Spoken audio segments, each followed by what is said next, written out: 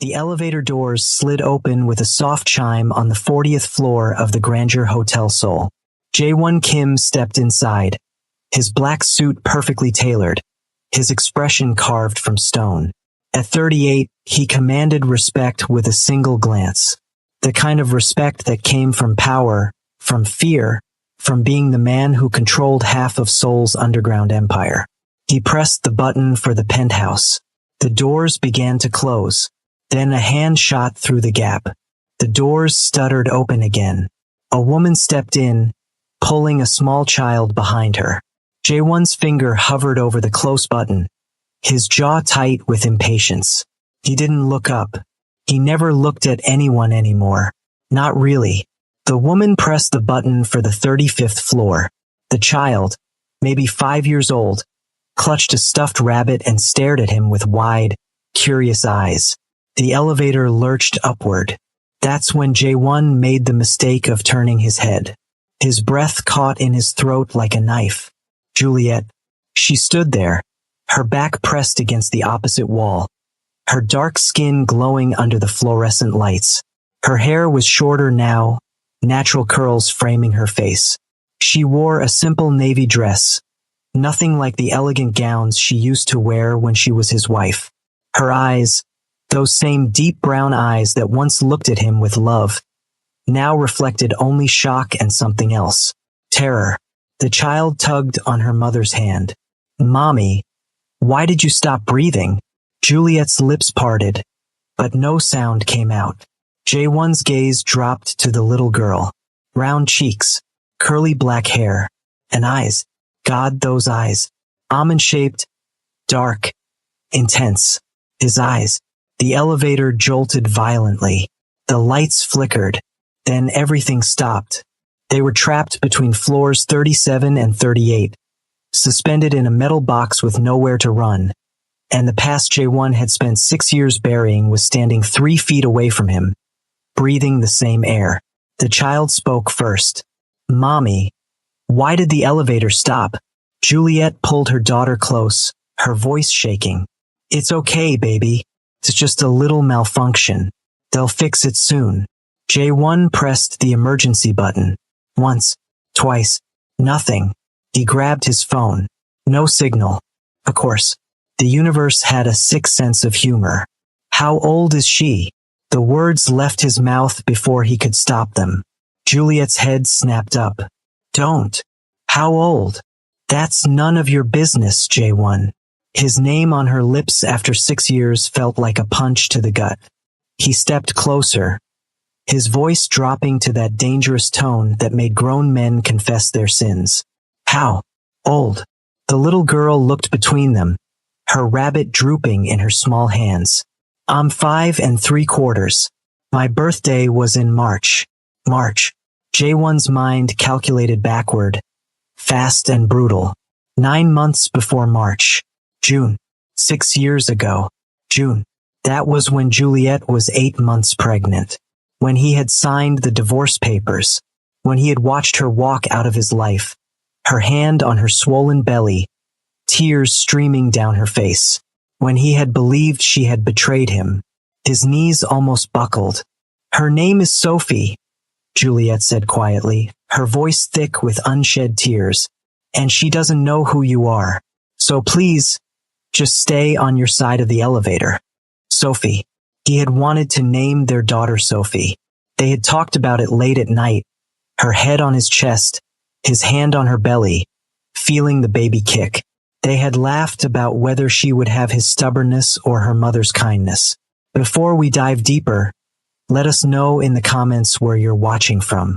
We'd love to hear from you. And if you're new here, click on the subscribe button so you never miss any of our upcoming videos. The air in the elevator grew thick. Jae-won leaned against the wall, his heart pounding so hard he thought it might break through his chest. He stared at Sophie at every detail. The way she fidgeted with her rabbit's ear, the tiny mole on her left cheek, the shape of her nose, all his, she's mine. It wasn't a question. Juliet closed her eyes. Jae-won, don't do this. Not here. Not now. Answer me. Does it matter? Juliet's voice cracked. You made your choice 6 years ago. You decided I was a liar. You decided our baby wasn't worth fighting for. So no, she's not yours. She's mine. I raised her. I fed her. I held her when she cried. Where were you? The words hit him like bullets. Each one deserved. Each one true. Sophie tugged her mother's dress. Mommy, why are you crying? I'm not, sweetheart. Mommy's just tired. But she was crying. Silent tears rolled down her cheeks, and J1 remembered the last time he saw her cry. In his office, begging him to believe her, swearing on their unborn child's life that she had never cheated, that the evidence was fake, that someone was lying, and he had turned his back on her. The elevator groaned, metal scraping against metal. Sophie whimpered and buried her face in her mother's stomach. Juliet wrapped her arms around her daughter, but her eyes stayed locked on J1. You want to know the worst part? Juliet whispered. I still loved you that day, even when you threw me out, even when you called me a whore in front of your entire family. I still loved you. How pathetic is that? J1's fists clenched. Juliet. No, you don't get to say my name like that. Not anymore. You lost that right when you chose to believe your sister over your wife. His sister, Minji. The name alone made his blood run cold now, but back then, she had been his confidant, his blood, the one person he thought would never lie to him. He had been so wrong. The elevator's emergency light flickered on, casting shadows across their faces. Sophie looked up at him again, her fear melting into curiosity. Are you a bad man? She asked, her voice small but direct. The question gutted him. Out of the mouths of children. He knelt down slowly, carefully, until he was at her eye level. Up close, there was no denying it. She was his daughter. Every feature screamed it. I used to be, he said, his voice rough. I made a terrible mistake a long time ago, and I've regretted it every single day since. Sophie tilted her head. Did you say sorry? If only it were that simple.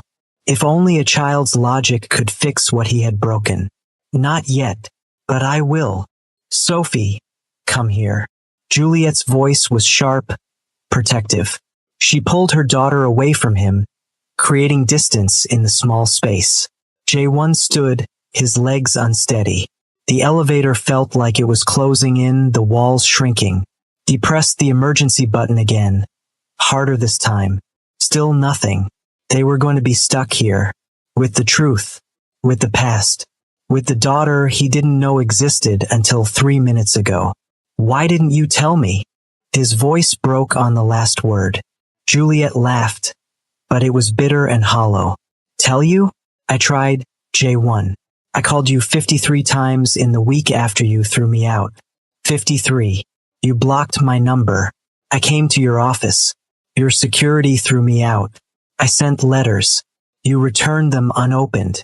So forgive me if I didn't try harder to tell the man who destroyed me that his daughter was born. 53 times. He didn't remember blocking her number, but he must have. Those first few months after the divorce were a blur of rage and alcohol and trying to bury the pain so deep it could never surface. I didn't know, he said weakly. You didn't want to know. There's a difference. She was right. God, she was right. He had wanted to hate her, needed to hate her, because hating her was easier than admitting he might have been wrong, easier than facing the possibility that he had destroyed the only good thing in his life over a lie. Sophie sat down on the elevator floor, her rabbit in her lap. She started humming a soft tune, oblivious to the tension crackling between the adults. J1 recognized the melody. It was a lullaby Juliet used to sing. She had sung it to her belly when she was pregnant, her hand making slow circles over their baby who was now sitting right in front of him, alive and real and perfect. What's her favorite color? He asked suddenly. Juliet blinked. What? Her favorite color. What is it? Purple. Why does that matter? Her favorite food? J1? Stop. Does she like school? Does she have friends? Is she happy? His voice rose with each question, desperate and raw. Juliet's eyes flashed with anger. Yes, she's happy. No thanks to you. She has friends. She loves art class. She wants to be a veterinarian when she grows up. She's smart and kind and funny, and she's the best thing that ever happened to me. And you don't get to walk back into her life just because you're trapped in an elevator with us. The emergency speaker crackled to life. This is hotel security. We're aware of the malfunction. Maintenance is on their way. Please remain calm. We'll have you out in approximately 30 minutes. 30 minutes. Half an hour trapped with the ghost of his biggest mistake. Sophie looked up. I have to go potty. Juliet's face paled. Can you hold it, baby? I don't know. Maybe. Try, okay? We'll be out soon. This was hell. This was his punishment for every sin he had ever committed, wrapped up in a broken elevator with terrible timing. J1 loosened his tie, the silk suddenly suffocating. He had faced rival gangs, corrupt politicians, men who wanted him dead. He had stared down the barrel of a gun more times than he could count. But nothing, absolutely nothing, had prepared him for this. Tell me what I need to know, he said, his voice barely above a whisper. Please. Juliet studied him for a long moment, her expression unreadable. Then she sighed, the fight draining out of her. What do you want to know? Everything. Start with the day she was born. She hesitated, then slowly sank to the floor, her back against the wall. Sophie crawled into her lap, and Juliet wrapped her arms around her daughter like a shield. It was July 15th, 3 weeks after the divorce was finalized. I was living in a one-bedroom apartment in a part of town you've never seen. No money, no job, 7 months pregnant and alone. Her voice was flat, emotionless, like she was reading from a script. I went into labor at 2 in the morning. I didn't have a car, so I took a taxi to the hospital. The driver refused to wait, said he didn't want blood on his seats. J1's hands curled into fists. Juliet. I almost didn't make it inside before my water broke. The nurses thought I was homeless at first because of how I looked. Dirty, exhausted, scared. They made me wait in the emergency room for 45 minutes before someone finally checked me. I was already 8 centimeters dilated. He couldn't breathe. The image of her, alone and suffering, was ripping him apart from the inside. Labor lasted 14 hours. No epidural, no family, just me and a midwife who barely spoke English. And when Sophie was born, when they put her in my arms for the first time, I looked at her face and I saw you. Juliet's voice finally cracked. I saw you in her eyes, and I hated you so much in that moment, because she was perfect, and you weren't there. You were supposed to be there. A tear rolled down J1's cheek. He didn't wipe it away. I named her Sophie Grace. Sophie because it was what we wanted. Grace because I needed to believe there was still grace left in the world after what you did to me. Sophie, who had been quiet, suddenly spoke up. Mommy, are you telling the story about when I was born? Yes, baby. Tell him about the bunny. Juliet smiled through her tears. A nurse gave her this rabbit. It was from the hospital's donation bin. It was old and raggedy, but Sophie wouldn't let it go. 5 years later, and she still sleeps with it every night. J1 stared at the worn stuffed animal in Sophie's hands. It should have been something he gave her. Her first toy. Her first memory. Instead, it was a charity rabbit from a hospital donation bin because her mother had nothing. Because he had left her with nothing. I'm sorry. The words felt pathetically inadequate, but they were all he had. Sorry doesn't change anything, J1. It doesn't give me back the nights I cried myself to sleep. It doesn't erase the time Sophie asked me why she doesn't have a daddy like the other kids. Sorry is just a word. Then tell me what to do. Tell me how to fix this. You can't. Juliet's voice echoed in the small space, making Sophie flinch. She immediately softened, pressing a kiss to her daughter's head. You can't fix this. Some things stay broken.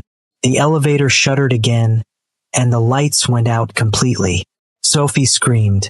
Juliet held her tight, whispering reassurances. J1 pulled out his phone and turned on the flashlight, the beam cutting through the darkness. It's okay, he said, trying to keep his voice steady. The lights will come back on. You're safe. Sophie looked at him, her eyes wide and wet. Promise. How could he promise anything to this child? He had already broken every promise that mattered. I promise. And somehow she believed him. She nodded, wiping her nose with the back of her hand. The emergency lights flickered back on, dim but functional. J1 sat down on the floor across from them, his expensive suit be damned. They were all sitting now, a broken family in a broken elevator. When Minji showed me those photos, he said slowly, when she told me you were cheating, I wanted to kill someone. Not you. Never you. But whoever had touched you. I was ready to burn the world down. Juliet's jaw tightened. There was no one, J1. There was only ever you. I know that now. Do you? Or are you just saying that because you're trapped here with the consequences of your choices? That hit hard because there was truth in it. If he hadn't gotten in this elevator, if he hadn't seen Sophie, would he have ever questioned his past? Would he have lived the rest of his life believing the lie? I found out 3 months ago, he admitted, that Minji lied, that she manipulated everything. Juliet's eyes widened. 3 months? You've known for 3 months and you never tried to find me. I didn't know where you were. You disappeared. No forwarding address. No trace. I looked, Juliet. I've had people searching for you ever since I found out the truth. Bull. The word came out sharp and angry. You have the resources of an empire. If you wanted to find me, you could have found me in an hour. She was right again. The truth was uglier than that. He had looked, but not hard enough. Part of him had been afraid. Afraid of what he would find. Afraid that she had moved on. Afraid that he had destroyed any chance of redemption. Afraid that she would look at him exactly the way she was looking at him now. Like he was a stranger. Like he was the villain in her story. Because he was. How did you find out? Juliet asked quietly. About Minji's lies. J1 ran a hand through his hair, exhaustion suddenly crashing over him. Her best friend, Hannah. She got drunk at a family dinner and let it slip. Said something about how Minji was so clever to fake those photos. I thought I heard her wrong, but she kept talking.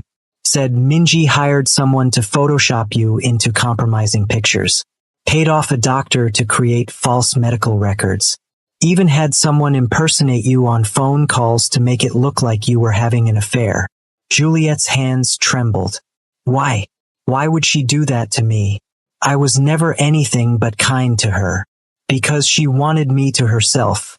Because she saw you as competition. Because she's sick and twisted and I was too blind to see it. His voice turned venomous. She wanted control of the family business. She knew as long as I had you, I had a weakness. She knew I would choose you over the empire. So she took you away. And you let her. Those 4 words hung in the air like an execution. Yes, J1 said, his voice breaking. I let her. I should have believed you. I should have trusted you. Instead, I trusted blood over love, and it cost me everything that mattered. Sophie, who had been listening quietly, suddenly asked, Are you my daddy? The question stopped time. Juliet's breath hitched. J1's eyes filled with tears he couldn't control. Sophie, baby, that's a complicated question. Juliet started, but Sophie interrupted. You said my daddy made a mistake. He made a mistake. You're sad and he's sad. Are you my daddy? J1 looked at Juliet, silently begging for permission to answer. She closed her eyes and gave the smallest nod. He turned to Sophie, his voice thick with emotion. Yes, I'm your daddy. And I made the biggest mistake in the world. I wasn't there when you were born. I wasn't there for your first steps or your first words or when you learned to ride a bike. I wasn't there because I was stupid and angry and wrong. And I'm so sorry. Sophie stared at him for a long moment. Then she said, "You look like me." A broken laugh escaped him. "You look like me too. You have my eyes. And my nose. And your nose. But I have mommy's smile. The best smile in the world." If you're enjoying this story, do us a favor and hit that like button. It helps us bring you more content like this. And don't forget to drop a comment telling us what you think will happen next. Sophie climbed out of her mother's lap and took a tentative step toward him. Juliet reached for her, but Sophie dodged her mother's hand. She stood in front of J1, so small and brave and curious. "Can I hug you?" she asked. The question broke him completely. He nodded, not trusting his voice. Sophie wrapped her tiny arms around his neck, and J1 held his daughter for the first time. She smelled like strawberry shampoo and childhood innocence. She fit perfectly in his arms, like she had always belonged there. "You're crying," Sophie observed, pulling back to look at his face. "Yeah, sometimes adults cry when they're really sorry. It's okay. I forgive you. If only the world worked on 5-year-old logic. If only forgiveness were that simple, that pure, that immediate."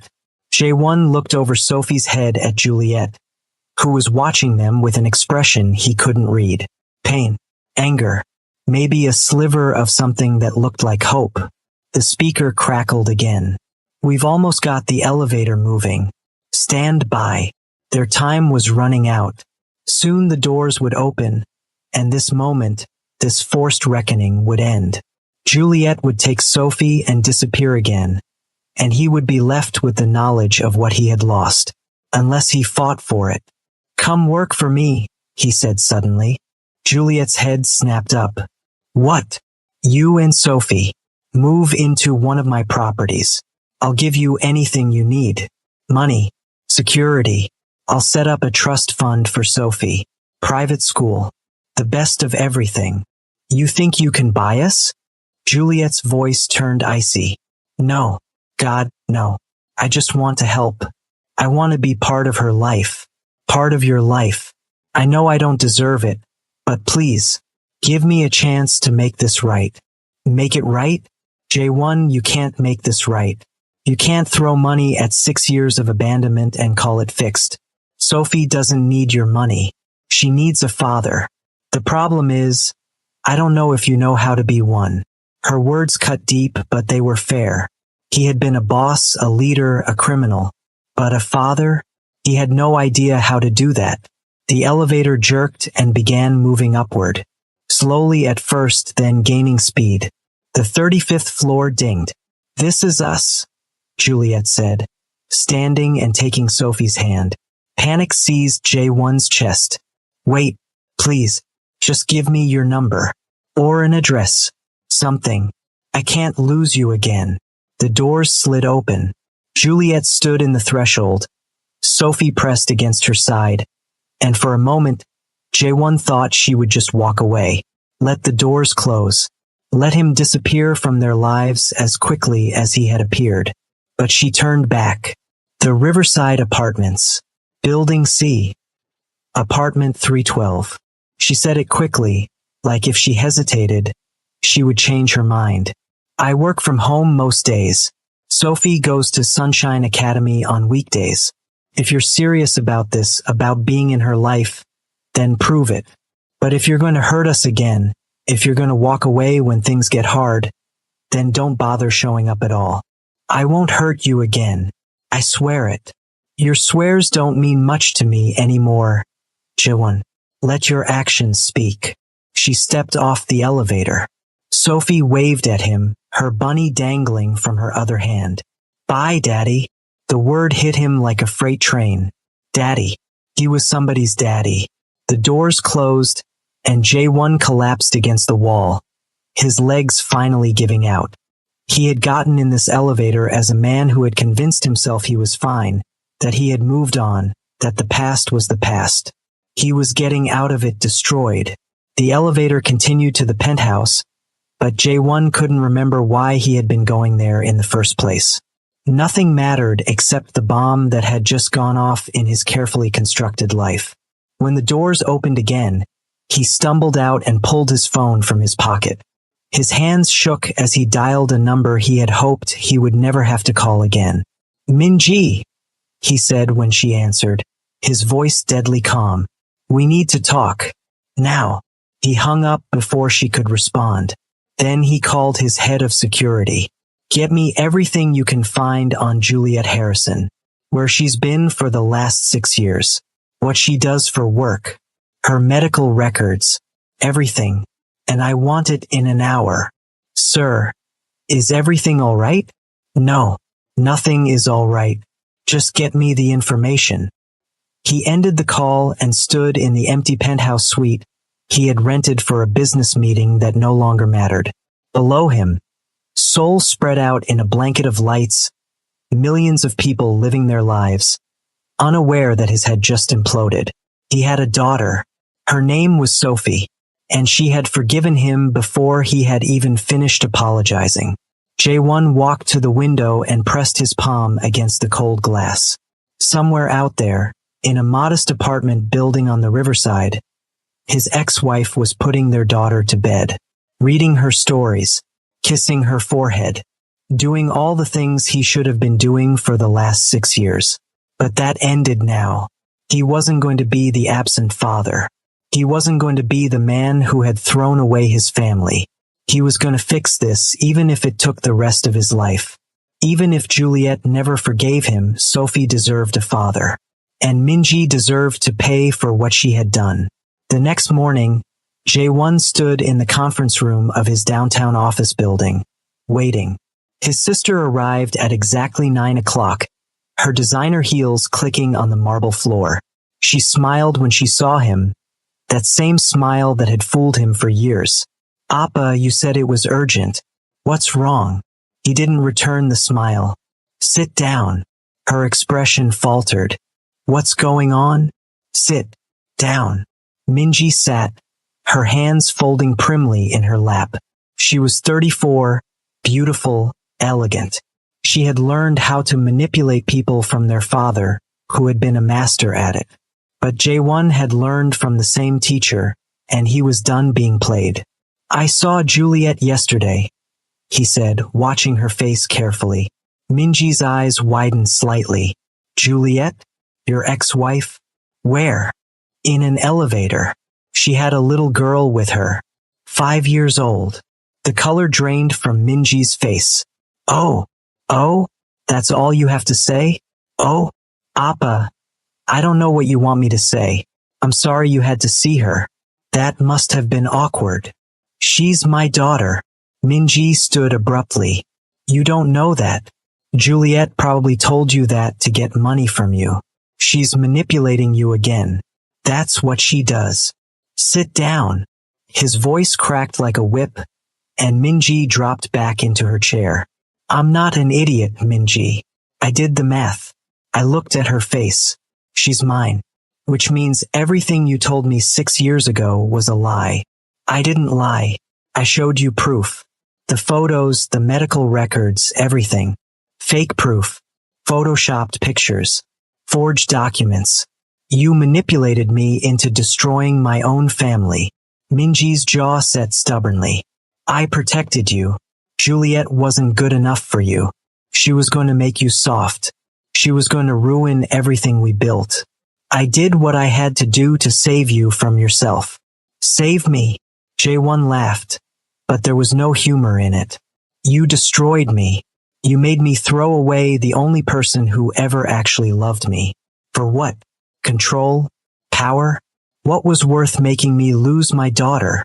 You were choosing her over the family." Minji shouted, standing again. "You were going to leave the business. You were going to walk away from everything because of some woman. I couldn't let that happen. She wasn't some woman. She was my wife, the mother of my child. A child you didn't even know existed until yesterday. So don't pretend you cared about her that much. You moved on. You've been fine for 6 years without them. That was the final straw. Jae-won moved faster than his sister could react. He didn't touch her, didn't have to. He simply stood in front of her, his presence alone enough to make her shrink back. I have not been fine, he said, his voice low and dangerous. I have been empty, hollow. I threw myself into this business to forget what I lost. I became the monster you wanted me to be because I had nothing left to be human for. You didn't save me, Minji. You killed the best part of me. And for that, you're going to pay. What are you going to do? I'm your sister. Blood. You gave up the right to call yourself my sister the day you destroyed my family. Effective immediately, you're removed from all positions in the organization. Your assets are frozen. Your security clearance is revoked. You're out. Minji's face twisted with rage. You can't do this.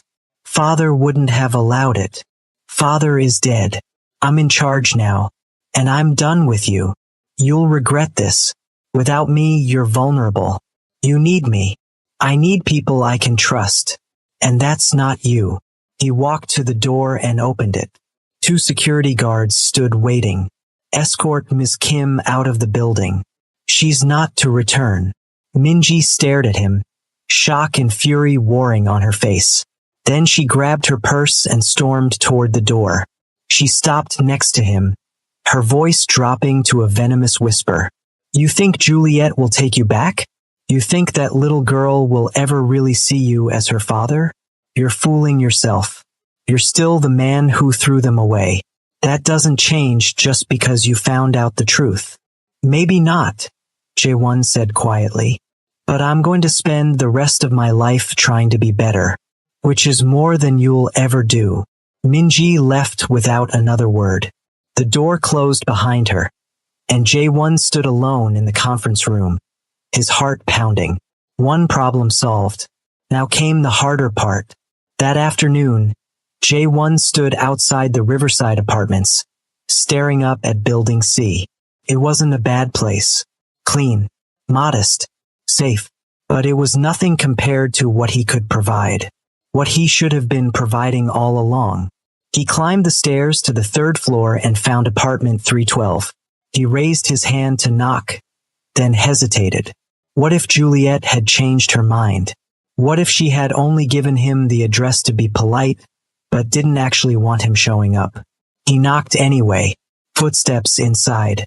The door opened a crack, the chain still attached.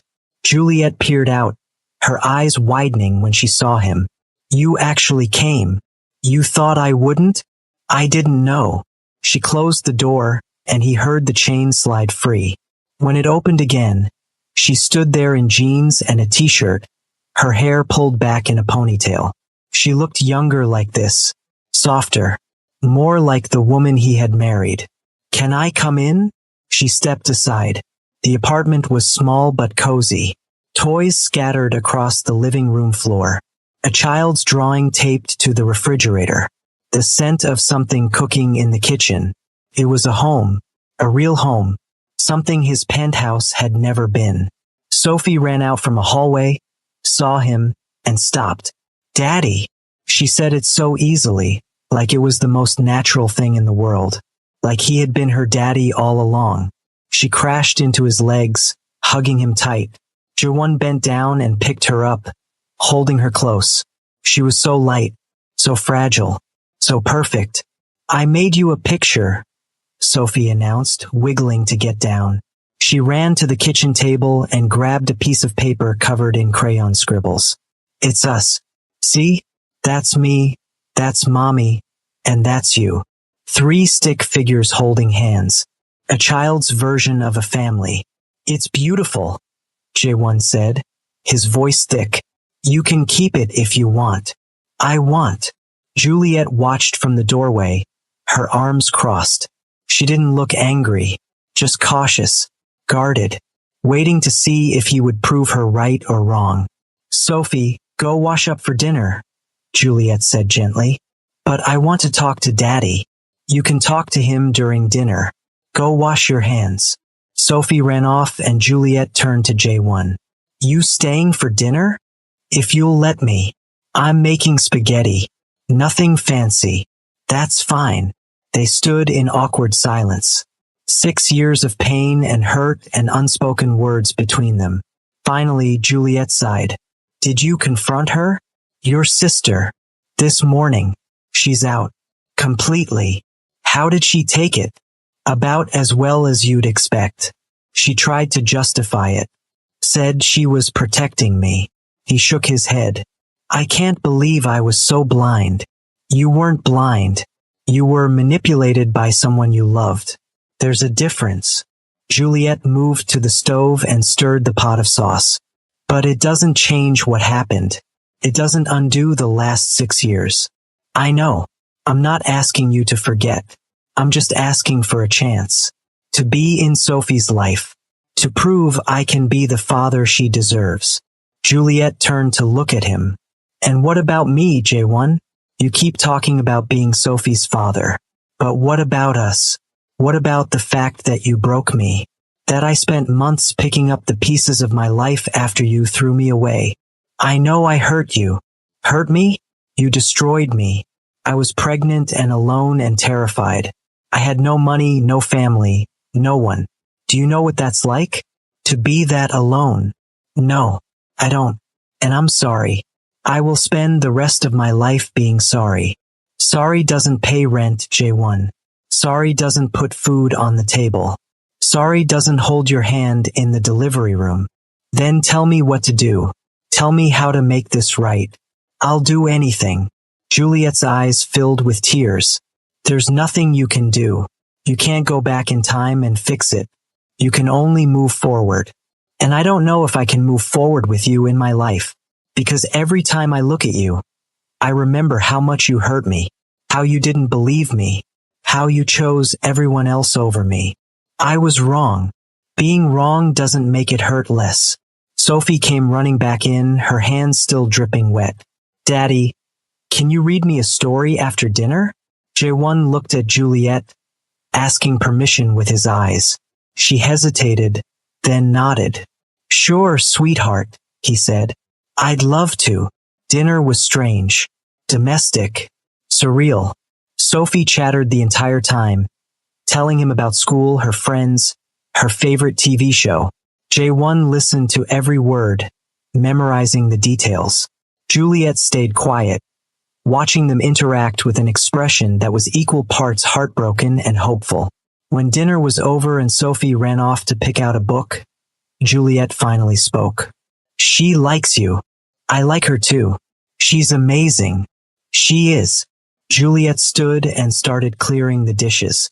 But J1, you need to understand something. If you're going to be in her life, you have to be all in. You can't show up when it's convenient and disappear when it's hard. She's already lost you once. I won't let her lose you again. I'm not going anywhere. I promise. You promised you'd love me forever too. Promises don't mean much to me anymore. The words stung, but he deserved them. He stood and helped her with the dishes, the silence between them heavy but not hostile. Sophie appeared with 3 books. I couldn't pick just one. J1 smiled. Then we'll read all 3. They sat on the small couch, Sophie squeezed between them. J1 read the first book, stumbling over some of the words because his hands were shaking. Sophie corrected him, giggling. Juliet read the second book, her voice soft and melodic. And then Sophie insisted they read the third book together, switching off pages. By the time they finished, Sophie was yawning, her eyes drooping. Time for bed, baby, Juliet said. But I'm not tired. You're falling asleep sitting up. Come on. Sophie hugged J1 goodnight, her small arms tight around his neck. Will you come back tomorrow? If your mom says it's okay. Sophie turned to Juliet with pleading eyes. Mommy, can he? Please. Juliet looked at J1, then at their daughter. We'll see. Sophie seemed satisfied with that answer. She let Juliet carry her down the hall to her bedroom. J1 stood awkwardly in the living room, not sure if he should stay or go. Juliet returned a few minutes later. She's out like a light. Kid could sleep through a tornado. She's incredible. You did an amazing job raising her. I did it alone. I know. And I hate that you had to. But I'm here now. Let me help. Please. Juliet sat down on the couch, exhaustion written all over her face. What do you want from me, J1? Forgiveness?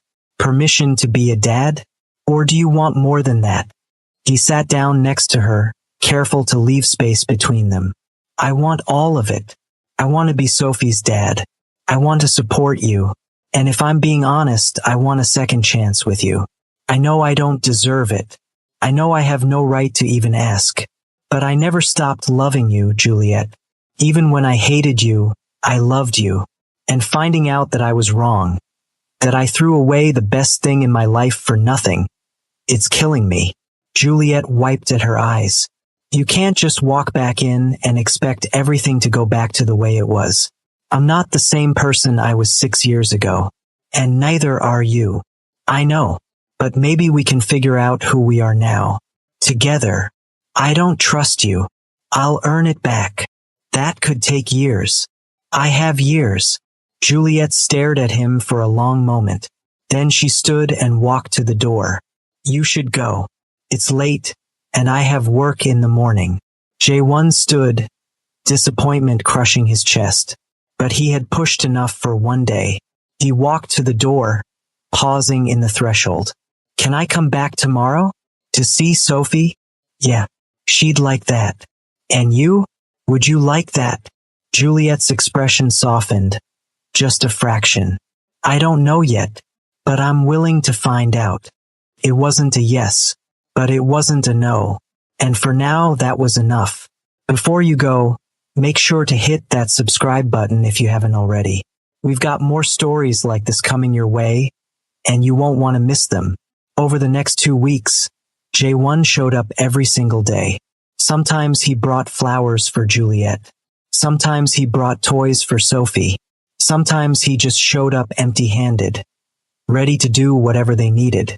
He learned Sophie's bedtime routine, her favorite snacks, the way she liked her sandwiches cut into triangles. He learned that she was terrified of thunderstorms but loved the rain, that she could draw for hours without getting bored, that she had his temper but her mother's patience. He learned how to be a father, and slowly, carefully, Juliet started to soften. She smiled more when he was around. She let him help with dinner. She didn't flinch when his hand accidentally brushed hers. One night, after Sophie was asleep, they sat on the balcony of the apartment. The city lights spread out below them. I got a call from my lawyer today, Juliet said quietly. About what? Apparently, someone made a very large deposit into my bank account. 6 years worth of child support, plus interest. J1 looked down at his hands. You and Sophie deserve to be taken care of. I don't want your money, J1. It's not about what you want. It's about what's right. I should have been supporting you both all along. Let me do this. Juliet was quiet for a long time. Then she said, okay, but only because Sophie deserves it. Not for me. Juliet, look at me. He waited until she met his eyes. I want to take care of both of you, not out of obligation, because I love you. I never stopped loving you. Don't say that. Not yet. Why not? It's the truth. Because love wasn't enough before. You loved me 6 years ago, and you still threw me away. So excuse me if I need more than love. I need trust.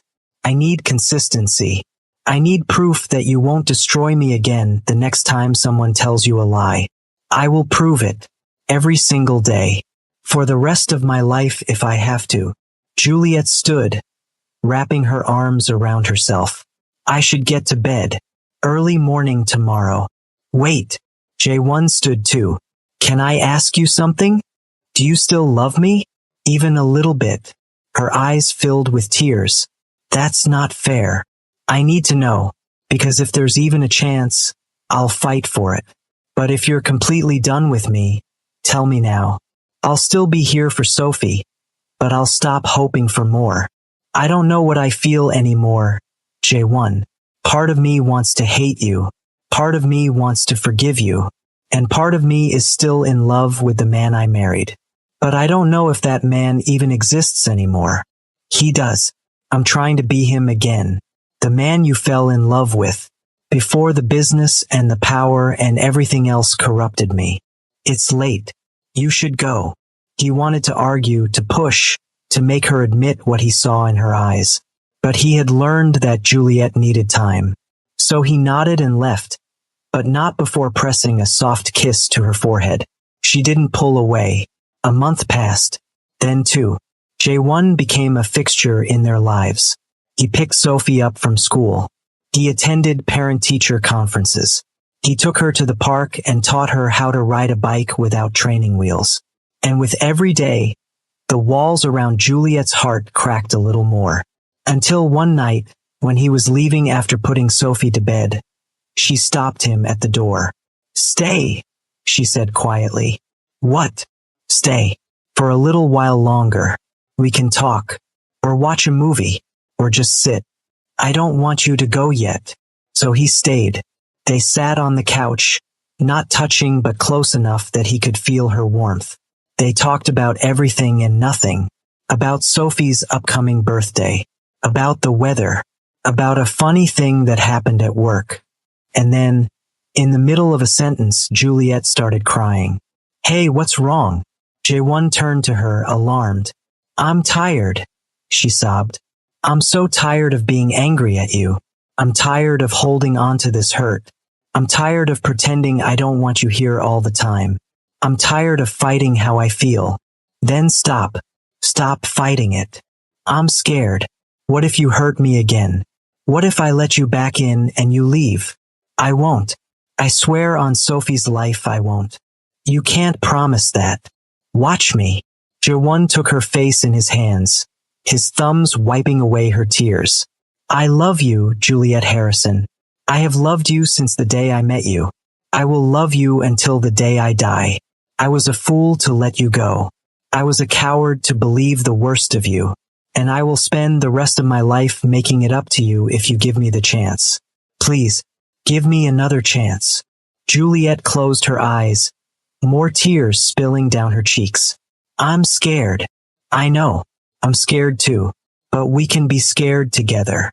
She opened her eyes and looked at him, really looked at him. And whatever she saw there must have been enough because she leaned forward and kissed him. It was soft and tentative and tasted like tears and hope. J1 kissed her back, careful and gentle, like she was something precious that might break. When they pulled apart, Juliet was smiling through her tears. "If you hurt me again, I will destroy you. I'd deserve it." "Yes, you would." They sat there, foreheads pressed together, breathing the same air. And J1 felt something he hadn't felt in 6 years. Peace. Sophie's 6th birthday party was small but perfect.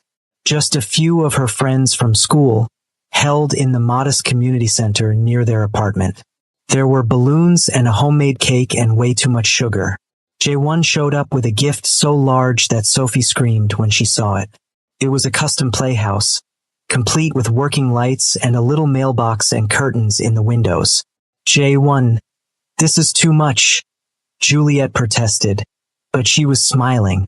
"Nothing's too much for our daughter. Our daughter." The words still felt new, but they were getting easier to say. Sophie spent the entire party showing off her dad to her friends. "That's my daddy.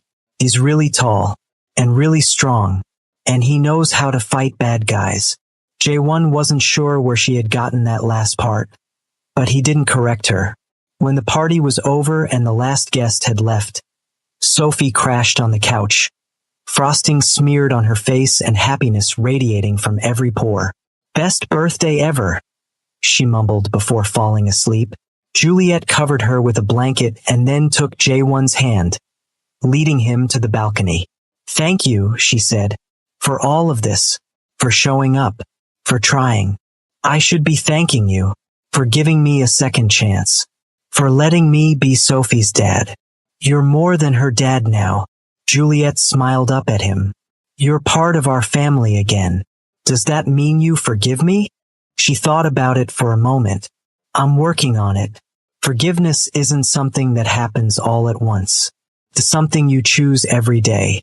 And I'm choosing it. For Sophie. And for me. And for us. I'll take it. She laughed. You don't have much choice. He pulled her close, wrapping his arms around her. She fit against him perfectly, like she always had, like she always would. I want to marry you again, he said softly. When you're ready. I want to do it right this time. A real wedding, with Sophie as our flower girl. And no lies, no manipulation, just us. Juliet looked up at him. Ask me again in a year. If we make it a year without killing each other, I'll think about it. That's not a no. It's not a yes either. I'll take it. They stood there as the sun set over Seoul, the city transitioning from day to night. Somewhere below them, millions of people were living their lives, fighting, loving, breaking, healing, just like them. 6 months later, Juliet said yes, not to marriage, not yet, but to moving in together. She and Sophie packed up the small apartment and moved into a house Jae-won had bought. Nothing ostentatious, just a comfortable home in a good neighborhood with a backyard where Sophie could play. They fell into a rhythm. Breakfast together, school drop-offs, work, family dinners, Sophie's homework, bath time, bedtime stories, the mundane routine of a normal family. And it was everything. Jae-won had walked away from most of his criminal dealings, transitioning the family business to legitimate enterprises. It was slower, less lucrative, but he could sleep at night knowing he wasn't putting his family at risk. Minji tried to challenge him a few times, attempting to regain control, but without support from the organization, her efforts fell flat. She eventually left Korea entirely, and Jae-won didn't waste energy wondering where she went. He had more important things to focus on, like the little girl who insisted on pancakes every Saturday morning, like the woman who still sometimes looked at him with guardedness in her eyes but was slowly, steadily learning to trust him again. 1 year to the day after he had gotten trapped in that elevator, Jae-won took Sophie and Juliet back to the Grandeur Hotel. They rode the elevator to the 40th floor, the same elevator where everything had changed. Why are we here, Daddy?